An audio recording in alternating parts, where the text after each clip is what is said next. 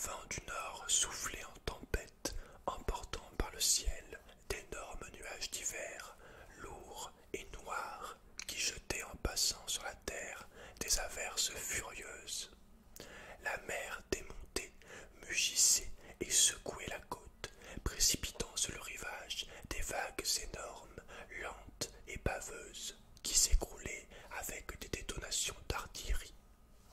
Elles s'en venaient tout doucement, l'une après l'autre, hautes comme des montagnes, éparpillant dans l'air, sous les rafales, l'écume blanche de leurs têtes, ainsi qu'une sueur de monstres.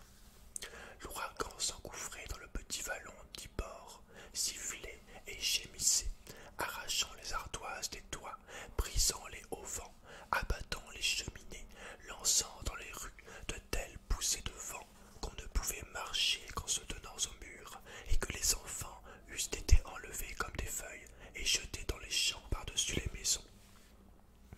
On avait allé les barques de pêche jusqu'au pays, par crainte de la mer qui allait balayer la plage à marée pleine, et quelques matelots, cachés derrière le ventre rond des embarcations couchées sur le flanc, regardaient cette colère du ciel et de l'eau.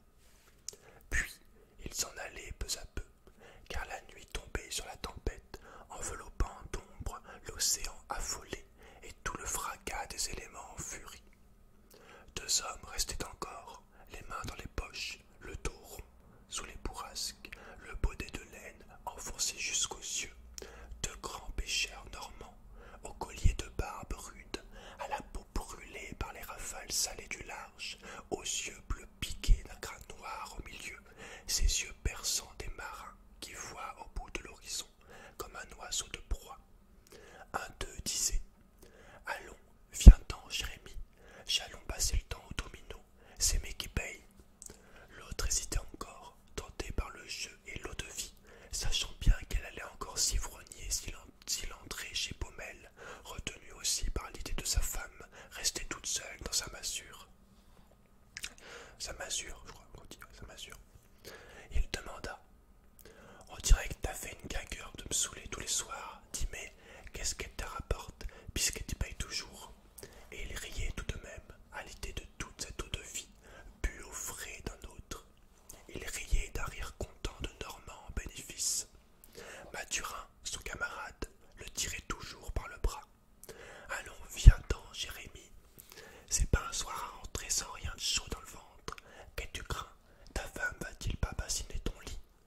Jérémie répondait « L'autre soir que je n'ai point pu retrouver la porte, qu'on m'a quasiment repêché dans le ruisseau de devant chez nous. » Et il riait encore à ce souvenir de Beauchard, et il allait tout doucement vers le café de Paumelle, dont la vitre illuminée brillait. Il allait, tiré par Mathurin et poussé par le vent, incapable de résister à cette force. La salle basse était pleine de matelots, de fumée et de cris. Tous ces hommes, vêtus de laine, les coudes sur les tables, vociféraient pour se faire entendre. Plus ils entraient de buveurs, plus il fallait hurler dans le vacarme des voix et des dominos tapés sur le marbre, histoire de faire plus de bruit encore. Jérémie et Mathurin allèrent s'asseoir dans un coin et commencèrent une partie, et les petits verres disparaissaient, l'un après l'autre, dans la profondeur de leur gorge. Puis ils jouèrent d'autres parties, burent d'autres petits verres. Mathurin versait toujours, en clignant de l'œil au patron, un gros homme aussi rouge que du feu, et qui rigolait, comme s'il eût su quelque longue farce. Et Jérémie engloutissait l'alcool, balançait sa tête, poussait des rires, pareils à des rugissements, en regardant son compère d'un air hébété et content. Tous les clients s'en allaient, et chaque fois que l'un d'eux ouvrait la porte du dehors pour partir, un coup de vent entrait dans le café, remuait en tempête la lourde fumée des pipes, balançait les lampes au bout de leurs chaînettes et faisait vaciller leurs flammes. Et on entendait tout à coup le choc profond d'une vague s'écroulant et le mugissement de la bourrasque.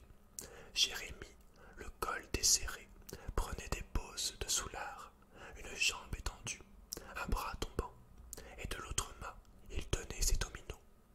Il restait seul maintenant, avec le patron, qui s'était approché,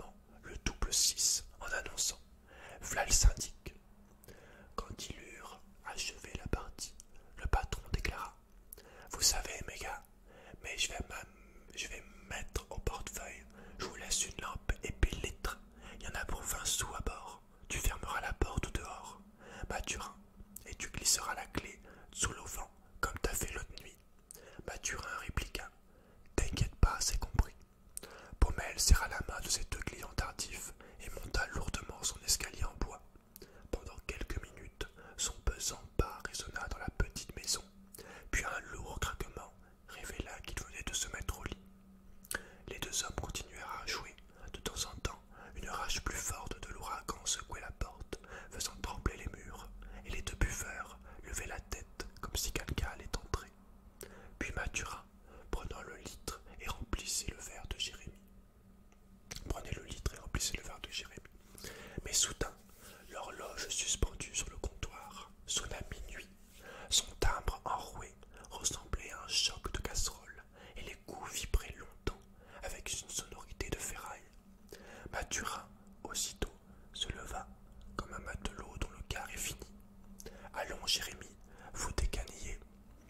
L'autre se mit en mouvement avec plus de peine, prit son aplomb en s'appuyant à la table, puis il gagna la porte et l'ouvrit pendant que son compagnon éteignait la lampe.